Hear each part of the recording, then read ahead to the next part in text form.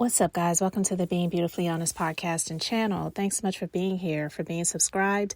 If you're not, go ahead and hit that button. And if you're listening to this on YouTube, hit that like button. It's like walking into the room and hitting that light switch. We just want to go ahead and brighten up the place. So let's get into this H&M drama podversation. Meghan. So as you know, her, what they like to say, best friend, I doubt that. But anyway, Serena Williams, she is pregnant and she just recently had a baby shower / gender reveal. And they're saying that Meghan Markle was nowhere to be found. And I guess that's a little interesting because what people are wondering if the friendship is on the rocks like some of the other friendships that we just recently spoke about. So this comes from page 6, and it says the Suits alum was nowhere to be seen at the tennis champ's baby shower, despite Williams planning the same event for Markle in 2019. The 23-time Grand Slam winner shared a YouTube video Monday in which she and her husband, Alexis Ohanian, revealed they're expecting a second baby girl. Although it's possible the Duchess of Sussex asked not to be filmed in order to conceal her attendance, she couldn't be seen in the video or any social media posts from the bash. Now, I think they're trying to be funny when they say that because it's like, first of all, who cares that much about you for you to say, look, don't get me in any footage, don't film me. And if you do, make sure that it's cut out because I don't want it to be out there on social media. I don't want anyone to see me here. Like, that wouldn't even make sense because we know just based on her movements and her actions that she does like to be seen. And that would be beneficial for her to be seen at Serena Williams's baby shower, especially in light of the fact that the news had come out about how George Clooney and his wife, they're no longer friends of hers and Harry's, as well as David and Victoria Beckham, just to name a few.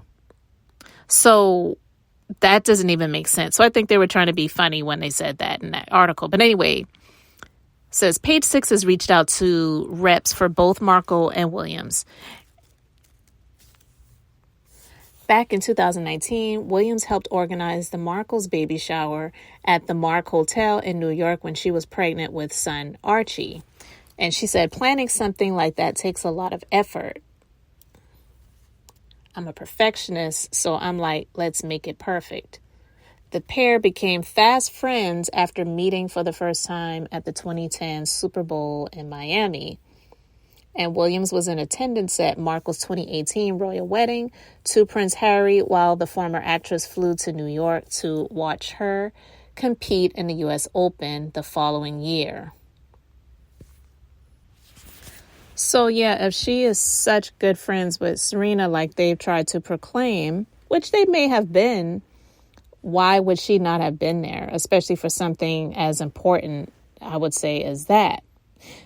So, ironically, around the same time, Paul Burrell, who was Princess Diana's former butler, he's made some comments about the both of them here and there over the past several years. And now he's come out to say that Meghan Markle is a predator. And this is from Showbiz Cheat Sheet, but he is discussing what he believes is her predatory behavior when it comes to friendships. So he has some strong words for Prince Harry's wife, Meghan Markle. He claims that the Duchess of Sussex befriends people. Then, when they have served their purpose, these friendships are discarded. His commentary comes on the heels of news that Harry and Meghan's longstanding friendship with David and Victoria Beckham has suddenly come to a halt. Paul Burrell worked for Prince Harry's mother, Princess Diana, for 10 years. Subsequently, he served as a footman for the Queen before working for the Princess of Wales until she died in 1997.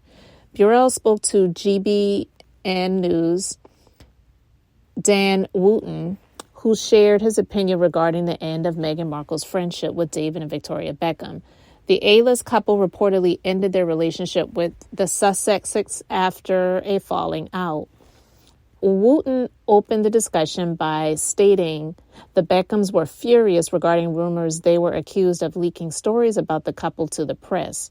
Burwell weighed in on the topic, stating that the Beckhams were yet another casualty of Meghan's behavior. People are beginning to feel they are being used by Meghan. Meghan is a predator. She will use people and drop them when she's finished with them. She sucks them dry and then they'll be gone.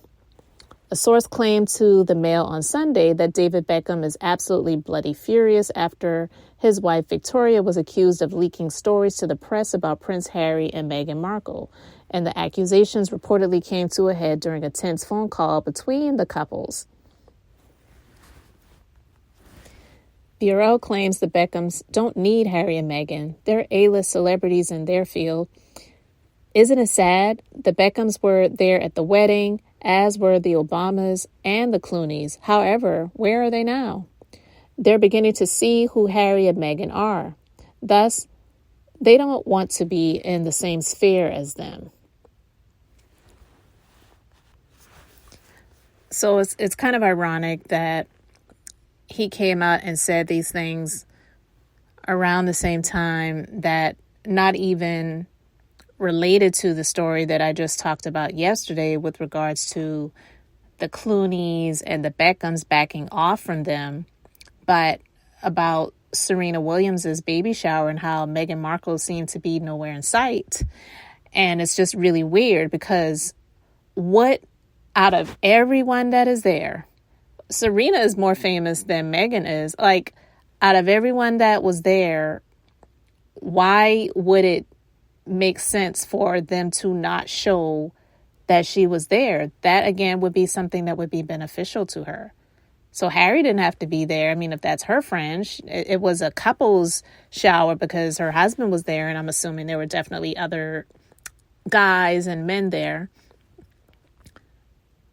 Why wouldn't she be filmed? Why wouldn't she be in images, still shots, whatever? She absolutely would be.